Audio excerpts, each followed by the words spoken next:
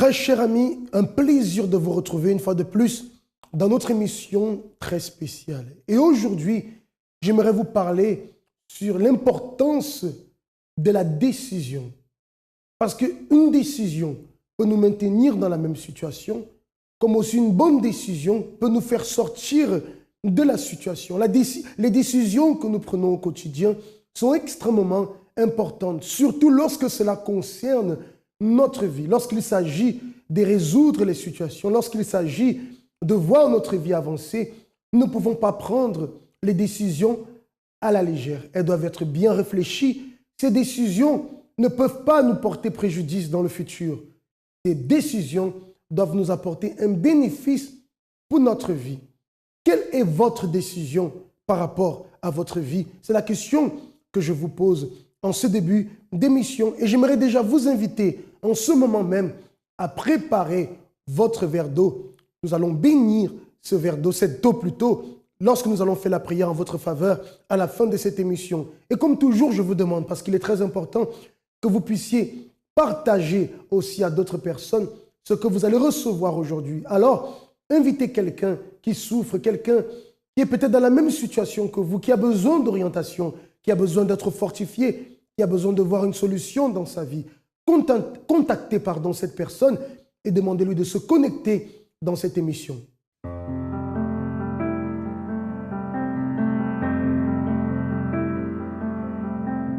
Je suis en compagnie de Cindy Kodou. Cindy, bonjour. Bonjour. Cindy, vous êtes au centre d'accueil depuis combien de temps? 2 ans. Depuis 2 ans. Lorsque vous êtes arrivé au centre d'accueil, quelle était votre situation? Je suis arrivée, j'étais vraiment au plus bas, c'est-à-dire que j'avais grandi dans un mauvais contexte familial. Déjà, ça allait pas du tout avec ma mère. J'avais beaucoup de haine envers elle au point de vouloir qu'elle meure en fait. Sans compter que quand j'ai grandi, en fait, j'ai subi de nombreux abus sexuels. De mes 4 ans jusqu'à mes 19 ans, j'ai été abusée par plusieurs membres de ma famille. Donc j'ai grandi avec une grande haine en fait envers les hommes. Pour moi, les hommes, ils étaient tous inutiles. Pour moi, ils devaient pas exister en fait. Et j'étais comme ça, j'étais complexée, j'allais pas bien. Je suis arrivée, j'étais en dépression, je souffrais de ce qu'on appelle la bipolarité.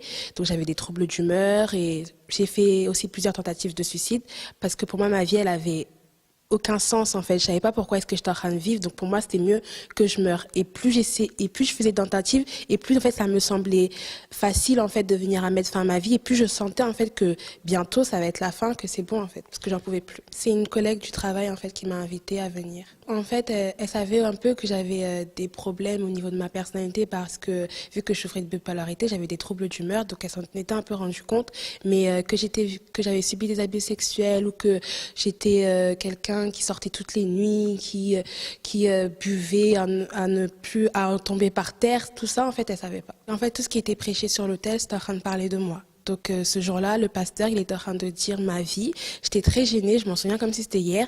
Je voulais vraiment partir, mais en même temps, en fait, il était en train de raconter ma vie, mais il était aussi en train de me dire comment, en fait, je pouvais changer. Je me suis dit, en fait, j'ai rien à perdre, que c'est mon opportunité. Je cherchais, en fait, une solution, mais peu importe comment je cherchais à changer, j'y arrivais pas. C'était de pire en pire, en fait. Et du coup, je me suis dit, je vais tenter, je vais essayer, je vais me donner, je vais me lancer, et j'ai rien à perdre. Et j'ai participé aux chaînes de prière, aux propos. J'ai sacrifié pendant les campagnes d'Israël. Il y a aussi plein de groupes qui sont mis à la disposition des femmes auxquels j'ai participé et qui m'ont permis de changer petit à petit et d'avancer. Aujourd'hui, je suis quelqu'un de complètement différente. Je suis vraiment épanouie. Je peux dire que je m'aime. J'ai la paix. Je suis heureuse de vivre. Plus jamais j'ai essayé, depuis que je suis arrivée au centre d'accueil, de me suicider. Ma vie, elle est vraiment devenue précieuse. Je suis heureuse, en fait. Et ça vaut tout. Et je regrette pas la décision que j'ai prise en venant, en acceptant d'écouter les directions qui m'ont été données. Et comme j'ai dit, j'avais rien à perdre. Et effectivement, je n'ai rien perdu. J'ai tout gagné. J'ai plus besoin de tout ça. Ce vide, il a été comblé. Au contraire, je me rends compte de l'opportunité que j'ai vraiment d'être ici, d'avoir découvert la foi en fait. Aujourd'hui, vous êtes une Cindy épanouie, réalisée. C'est ça. Très bien. Cindy, quel centre d'accueil est-ce que vous fréquentez? Je fréquente le centre d'accueil de Montreuil. Merci beaucoup. Vous pouvez constater dans votre vie, cher ami, qu'il y a des décisions que vous avez prises dans votre vie et des décisions qui vous ont réjoui. Pourquoi? Parce que vous avez considéré qu'elles étaient bonnes, parce qu'elles ont apporté un bénéfice dans votre vie. Elles ont contribué à votre bonheur, elles ont contribué à votre bien-être. D'un autre côté, il y a des décisions que vous avez prises dans votre vie et dont après vous avez regretté. Vous vous êtes dit, pourquoi j'ai fait ceci? Pourquoi j'ai réagi de cette façon? Pourquoi n'ai-je pas plutôt réagi comme ça? Ça veut dire des décisions qui ont apporté une souffrance, qui vous ont plongé dans bien des malheurs. Et aussi, il y a des décisions que nous prenons et qui malheureusement n'apportent rien, ni en bien, ni en mal. Pourtant, on aimerait que cela apporte quelque chose de positif et cela n'apporte rien. Et peut-être en ce moment, vous vous trouvez dans cette situation où vous considérez que votre vie n'est pas ce qu'elle devrait être. Vous voyez que votre vie n'avance pas, vous êtes bloqué, c'est toujours les mêmes problèmes, soit dans le domaine financier, professionnel, soit dans votre propre intérieur. Et vous prenez des décisions, ça veut dire, vous agissez, mais rien ne change dans votre vie. Vous allez voir en ce moment l'histoire de Dimitri. Dimitri qui a connu lui aussi bien des situations, un jeune homme qui a connu la souffrance. Beaucoup de personnes pensent que les jeunes n'ont pas de problème, mais vous allez voir que Dimitri avait beaucoup de problèmes. Mais il a pu trouver la solution, il a pu s'en sortir. Je vous laisse en ce moment découvrir la première partie de son histoire. Avant d'arriver au centre d'accueil universel, j'étais ce jeune qui vivait d'apparence en fait. C'est-à-dire que lorsque j'étais avec mes amis, lorsque j'étais avec mes frères entre guillemets, j'étais une personne qui se sentait forte, qui était orgueilleux, qui prenait les gens de haut, qui allait jusqu'à insulter les gens, frapper les gens. Mais lorsque j'étais seul, j'étais vide, j'étais timide, je n'avais pas confiance en moi. Et vraiment, ça a été toute ma jeunesse. Tout cela, c'était dû, on va dire, aux problèmes qu'il y avait à la maison. Ma mère, elle était malade. Et à la maison, vraiment, c'était vraiment la catastrophe. C'est-à-dire qu'il y avait des querelles entre frères et sœurs. Mes parents aussi, des fois, ils se battaient. Moi-même, je frappais ma mère parce que j'avais la haine contre ma mère puisqu'elle était malade. Je devais m'occuper d'elle. Et aussi, j'aimais pas voir sa situation, en fait. Et ça a créé une haine à l'intérieur de moi, une grande colère que je rendais à travers des coups, en fait. Et vraiment, pendant toute ma jeunesse, je fuyais ma maison pour aller traîner dehors avec mes amis, pour aller faire des bêtises, parce que j'étais un jeune facilement influençable. Lorsque mes amis me disaient d'aller faire quelque chose, que ce soit voler, frapper les gens, être dans les embrouilles, les histoires, j'étais directement influencé parce que je voulais plaire à mes amis. Mais à l'intérieur de moi, véritablement, j'étais cette personne qui était timide. Lorsque je changeais d'environnement, dans un environnement où je connaissais personne, j'étais renfermé, j'avais pas confiance en moi, j'étais assez esselé. Même lorsque c'était à l'école, lorsque je suis arrivé au lycée, je suis arrivé dans un lycée où je connaissais personne en fait. J'ai commencé à traîner seul, à rester dans mon coin et les jeunes pensaient même que j'avais changé. Mais en vérité, c'était moi j'avais toujours été comme ça, toujours été un jeune, une personne timide. Et vraiment, tous ces problèmes m'ont apporté un stress. Et ce stress, que ce soit même dans ma santé, j'ai commencé à avoir des fortes brûlures d'estomac. Lorsque j'étais en classe, je n'arrivais pas à me concentrer. J'étais seul, je ne suivais pas les cours. Même, je séchais les cours carrément. Parce que je préférais rester avec mes amis. Et vraiment, ça a été difficile. C'était soit je restais dans ma maison avec des querelles, soit je traînais dehors, je faisais n'importe quoi. J'avais pas d'avenir, j'avais rien. Il n'y avait aucune issue dans ma vie. Avec ma mère, franchement, c'était tendu. C'est vrai que j'aimais ma mère parce que c'était ma mère. Mais lorsque je voyais son cas s'aggraver, je voyais que elle avait souvent des disputes avec mon père. Et vraiment, ça me donnait beaucoup de colère. Je devenais agressif. Parfois même, je ne parlais pas aux membres de ma famille. J'étais vraiment la personne colérique, la personne que personne ne voulait essayer de parler parce qu'il savait très bien que ça allait mal finir. Tout à l'heure, je vous ai demandé quelle décision prenez-vous, que décidez-vous pour votre vie. Nous ne pouvons pas être des personnes indécises. Nous devons savoir très bien ce que nous voulons pour notre vie. Et très cher ami, j'ai la certitude que ce que vous voulez pour votre vie, comme tout le monde d'ailleurs, de pouvoir trouver le bonheur, de pouvoir trouver la félicité dans votre mariage qui peut-être aujourd'hui est totalement détruit. C'est pouvoir voir des portes s'ouvrir, des portes peut-être qui sont fermées depuis des mois, depuis des années, et vous tournez en rond dans votre vie. Et bien sûr que cela vous fatigue, cela peut-être apporte un désespoir dans votre intérieur, cela peut-être fait en sorte que vous puissiez vous voir comme une personne incapable, comme Dimitri, de par toutes les situations qu'il vivait dans sa famille, cela l'a affecté sur le plan scolaire et intérieurement, au point qu'on le considérait comme un très mauvais élève, au point où lui-même pensait qu'il n'était bon à rien, qu'il n'était pas capable de réussir. Pourquoi?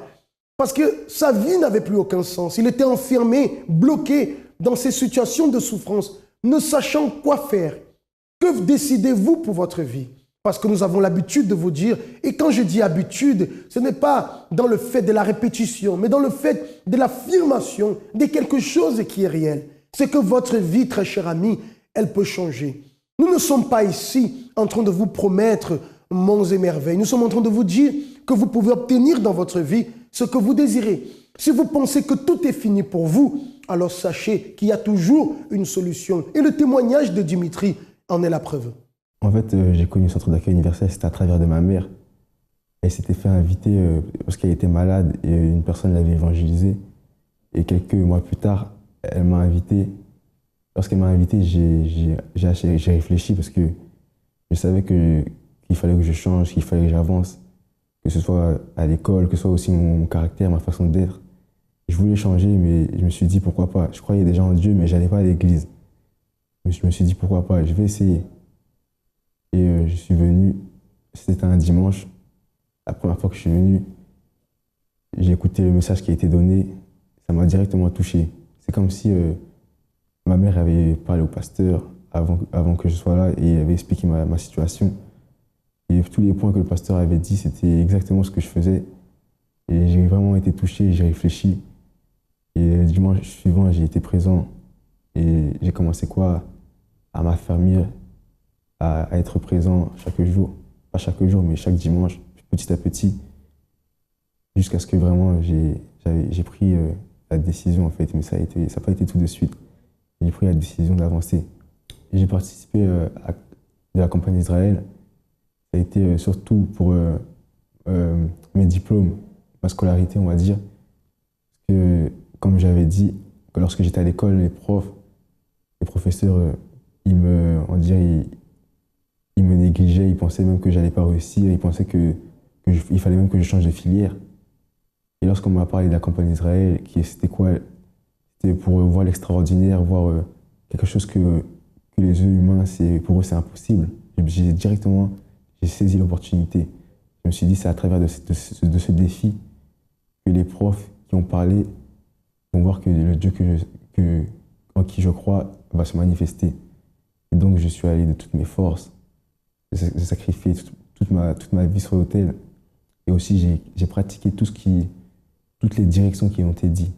C'est-à-dire, je suis vraiment rentré dans ce propos et je me suis donné. Et c'était la dernière en date, c'était concernant mon BTS. Et vraiment, ça s'est joué même au dernier jour. C'est-à-dire que, en fait, dans ma filière, on avait le droit d'utiliser la calculette, mais tous mes programmes s'étaient effacés dans ma calculette. Et je me suis dit, j'ai sacrifié ma vie sur l'autel, même malgré que tous mes programmes se sont effacés, je vais aller par la foi. Et je suis allé par la foi. Et j'ai eu la note qu'il fallait, c'était 10 piles. 10 piles, et voilà, Dieu s'est manifesté dans ma vie scolaire. Pour moi, la campagne d'Israël, c'est le tout pour le tout. C'est pour la personne vraiment qui veut pour une transformation. C'est pas pour une petite bénédiction. C'est quoi? C'est pour le miracle. C'est pour la personne vraiment qui ne voit pas le bout du tunnel, mais vraiment qui veut vraiment voir un changement. C'est la campagne d'Israël. Et il n'y a rien d'autre pour moi qui peut apporter un changement comme ça. Peut-être vous êtes un croyant, une croyante. Peut-être vous n'êtes pas. Mais peu importe, si vous êtes en train de voir cette émission, ce n'est pas un hasard. C'est parce que Dieu est en train de vous parler. Dieu veut vous montrer qu'il existe. Dieu veut vous montrer que son désir n'est pas que vous continuez à vivre une vie de souffrance, une vie de tristesse, une vie d'angoisse, pensant même peut-être à mettre fin à vos jours. Là n'est pas le désir de Dieu et encore moins le plan de Dieu pour votre vie. Ce que Dieu désire pour vous, très cher ami, vous qui vous sentez totalement perdu, bloqué dans les situations, Dieu désire vous ouvrir les portes. Peut-être pour vous, pour qui on ne donne plus de solution sur le plan de votre santé, Dieu désire restaurer votre santé. Dieu désire restaurer votre famille. Il est bien clair que rien n'est facile pour tout dans la vie. Il faut lutter. Si vous désirez un changement de vie, en mettant votre confiance, en utilisant la foi, tout comme Dimitri l'a fait, sachez que vous devez prendre une décision. La décision de vous approcher de Dieu. La décision de reconnaître que vous avez besoin de lui. Parce que vous avez déjà tout fait. Peut-être votre entourage a déjà tout fait pour vous aider. Et jusqu'à aujourd'hui, vous êtes toujours au même niveau. Peut-être même vous avez rétrogradé. Les choses vont de mal en pire et vous ne savez pas plus quoi faire. Alors voici la solution qui vous est donnée. Voici la main qui vous est tendue. Dieu désire que vous sortiez de cette situation. Si vous croyez, c'est à vous de prendre la décision de chercher cette aide. Les portes du centre d'accueil sont ouvertes tous les jours. Et d'ailleurs, si vous désirez cette aide, vous pouvez dès à présent, sans plus hésiter, entrer en contact avec nous à travers le numéro qui est affiché en ce moment sur l'écran. Le 01 53 35 85 12. Vraiment, aujourd'hui, je suis une personne totalement différente. C'est-à-dire que si une personne me connaissait il y a 2-3 ans, si aujourd'hui il vient me voir, il va voir que vraiment je ne suis plus la même personne. Dans tous les domaines, que ce soit dans ma famille, avec ma mère, quand je suis serviable, j'aime les membres de ma famille, je les aide. Et eux-mêmes, ils m'aiment. Il y a quoi? Cette union. Et aussi que ce soit dans tous les autres domaines, que ce soit à l'intérieur de moi, j'ai la confiance, j'ai cette assurance aussi, je ne suis plus timide. Et aussi dans tous les projets que je fais, j'y vais avec cette confiance que je n'avais pas avant. Maintenant, je ne suis plus la personne qui se fait influencer. C'est même moi qui influence ceux qui sont dans mon entourage. Et vraiment, je suis une personne totalement différente. C'est-à-dire que je n'aurais jamais imaginé avant d'arriver au centre d'accueil de devenir une personne comme ça. Vraiment, ça a été vraiment ces conseils et cette direction qui m'a été donnée, qui m'a permis vraiment à changer. Aujourd'hui, je suis une personne heureuse, dans la joie. Et à l'intérieur de moi, il y a la paix, vraiment. Une personne totalement différente, grâce à Dieu. Les liens avec ma mère, maintenant, c'est vraiment, ils ont confiance en moi. Lorsqu'ils ont besoin de quelque chose, directement, ils viennent ils cherchent Dimitri. Ils me cherchent. Ils ont cette confiance. Ils ont cet amour aussi envers moi. Et ce qui a changé totalement. Exactement, moi aussi, j'ai cet amour envers ma mère et envers tous les membres de ma famille. Au niveau scolaire, maintenant, j'ai évolué. Les profs qui pensaient même que je n'aurais jamais le bac, ils m'ont dit totalement que je n'aurais jamais le bac. Aujourd'hui, je suis en 3e année après le bac. Et c'est grâce à Dieu. Et vraiment, Dieu a fait de grandes choses dans ma vie. Maintenant, j'ai confiance en moi. J'ai confiance aussi en mes capacités. J'ai confiance en ce que je peux faire. Et lorsque j'entreprenais une chose, je mets toutes mes forces. Et dès le début, j'ai la ferme assurance que je vais réussir. Pour moi, le centre d'accueil universel, ça représente une porte pour changer de vie. Une porte pour devenir une personne meilleure. Parce que beaucoup sont des personnes qui pensent que c'est impossible de changer. Mais au centre d'accueil universel, c'est possible de changer. Très cher ami, la solution est à votre portée. Vous venez de voir encore l'histoire d'Isaac, un autre jeune homme qui était totalement perdu, mais à travers la foi aujourd'hui, a une vie totalement transformée et rend témoignage de cela. Je ne sais pas ce que vous traversez comme lutte, comme difficulté dans votre vie, mais j'ai la certitude d'une chose, c'est que le Dieu en qui nous croyons et en qui vous croyez peut-être désire se manifester dans votre vie. Peut-être vous n'êtes pas un croyant, mais laissez-moi vous dire que Dieu désire opérer dans votre vie. Il a tout simplement besoin que vous lui donnez cette opportunité. Si vous avez votre verre d'eau en ce moment, prenez-le, car nous allons faire notre prière en votre faveur et nous allons bénir cette eau que vous allez boire par la foi, déterminant ainsi que Dieu agisse dans votre intérieur. Prions. Seigneur mon Dieu et Seigneur mon Père, dans le nom de Jésus, nous nous présentons devant toi en ce moment. Mon Dieu, il y a avec nous des personnes, mon Dieu, qui sont connectées en esprit et qui acceptent la bénédiction de cette prière.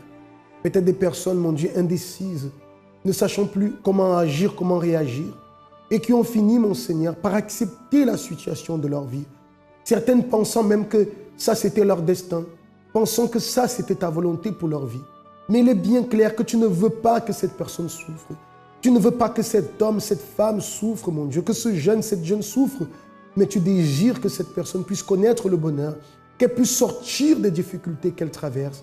Mais tu as besoin d'une seule chose, qu'elle reconnaisse qu'elle a besoin de toi. Et si elle le fait en ce moment, Seigneur, en acceptant cette prière, que ta main touche la vie de cette personne, mon Seigneur, et qu'elle puisse voir la lumière qui est la réponse qu'elle désire tellement que cette eau contenue dans le verre qu'elle tient dans la bouteille soit bénie et consacrée. En buvant, qu'elle reçoive la force, mon Dieu, qu'elle soit délivrée, libérée de toute la négativité qui dominait son esprit.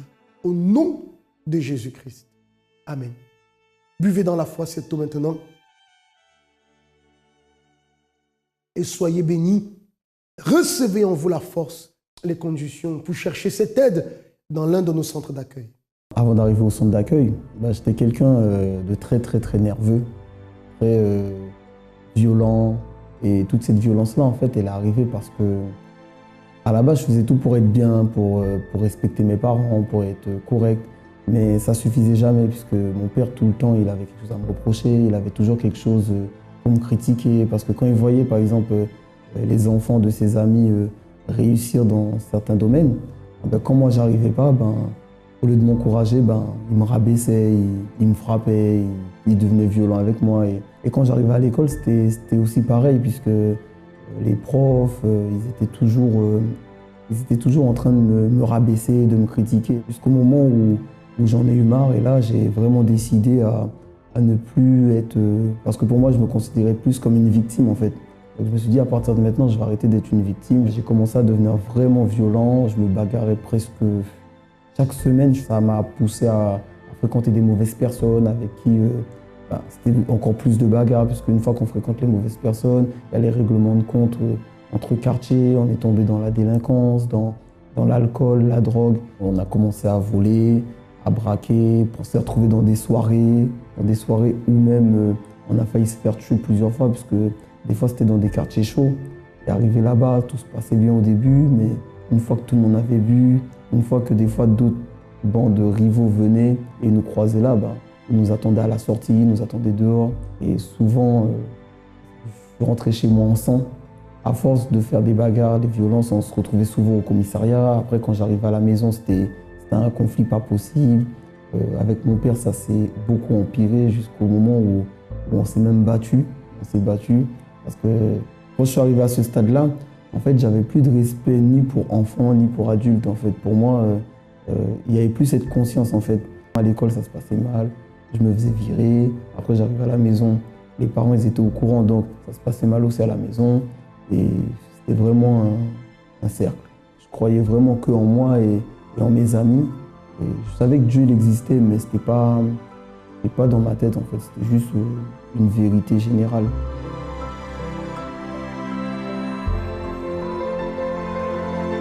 Je suis arrivé au centre d'accueil, dans un premier temps, j'étais ivre complètement. J'étais venu pour faire plaisir à ma mère. Et comme la veille, j'étais dans une soirée, j'avais beaucoup bu. Et comme j'avais donné une parole à ma mère que pour la fête des mères, j'allais venir, donc j'ai dit, bon, ça sera ce dimanche-là, je vais venir avec elle. Donc je l'ai accompagnée pour lui faire plaisir. Donc à partir de là, j'ai continué à venir, jusqu'au moment où mes amis ils ont commencé à me demander, mais attends, mais qu'est-ce qui t'arrive? Avant, tu étais le premier à faire ci, maintenant, chaque fois qu'on va faire quelque chose, tu ne veux plus venir, tu ne veux plus faire trop ci, tu n'es plus trop comme ça. Et ça a causé un conflit entre eux et moi. Et moi, ça a causé un conflit entre moi et moi-même, puisque en fait, je ne savais plus maintenant où me situer, puisque quand j'étais avec mes amis, je n'arrivais plus à faire les mêmes choses. À force de jouer un peu sur les deux côtés, un jour, je suis sorti de l'église et le lendemain, j'ai beaucoup bu. J'ai pris ma voiture, j'ai pris un rond-point à grande vitesse. En sortant du rond-point, j'ai perdu le contrôle du véhicule. Donc j'ai percuté, en fait j'ai écrasé un arrêt de bus. L'arrêt de bus il est complètement tombé. J'ai dévasté 3-4 poteaux au bord de la route. J'ai percuté 3 voitures. Et tout ça en une fraction de seconde. Et ma voiture elle était complètement pliée, elle était complètement écrasée. Et mon collègue qui était avec moi, il a eu le temps de fuir parce que lui, il était recherché par la police parce que c'était quelqu'un qui vendait beaucoup de drogue. Et à partir de là, quand je suis sorti de la voiture, j'ai vu l'état de la voiture, j'ai vu l'état de l'arrêt de bus. Ça m'a vraiment mis une vraie claque parce que je me suis dit, heureusement qu'il n'y avait personne à l'arrêt de bus parce qu'il y aurait des enfants, parce que c'était une journée en semaine. Je me suis dit, s'il y aurait des enfants, s'il y aurait des personnes, ça se trouve, j'aurais pu tuer je ne sais pas combien de personnes. Et c'est là que j'ai pris conscience du danger que j'étais dans cet état. Comme j'avais beaucoup entendu parler de la campagne, je ne savais pas vraiment ce que c'était. Et je savais que ça pouvait résoudre des choses que nous, on ne pouvait pas résoudre, mais je ne savais pas comment. Et je me suis dit, si c'est comme ça, ah ben, je vais m'impliquer. La première campagne, c'était vraiment pour me délivrer de moi-même, de tous les vices, de mes fréquentations mauvaises. Et jusqu'à aujourd'hui, en fait, maintenant, j'ai vraiment mis l'alcool de côté. J'ai plus besoin de ça pour rigoler. Les bagarres, c'est fini. Les règlements de compte, c'est fini. Je peux marcher dans n'importe quel quartier, dans n'importe quelle ville, sans être recherché par quelqu'un. Avant, je volais pour avoir de l'argent. Maintenant, je travaille. Au travail, ça se passe bien. Mes patrons, ils sont contents de moi, de la façon que je m'implique. Et tout ça, en fait, c'est tout ce que avant, j'étais pas. Nous finissons cette émission et avant, j'aimerais vous inviter très spécialement de vous joindre à nous alors ce dimanche dans tous les centres d'accueil. Ici au siège à Paris, au 254 rue du Faubourg Saint-Martin, nous serons là à partir déjà de 6 h du matin, à 8 h, à 10 h et ensuite à midi. Sinon, pour tous les autres centres d'accueil, vous pouvez nous appeler au numéro qui s'affiche sur l'écran et vous aurez alors les horaires du centre d'accueil, ou même l'adresse du centre d'accueil le plus proche de chez vous. Très chers amis, que Dieu vous bénisse et je vous dis à très bientôt.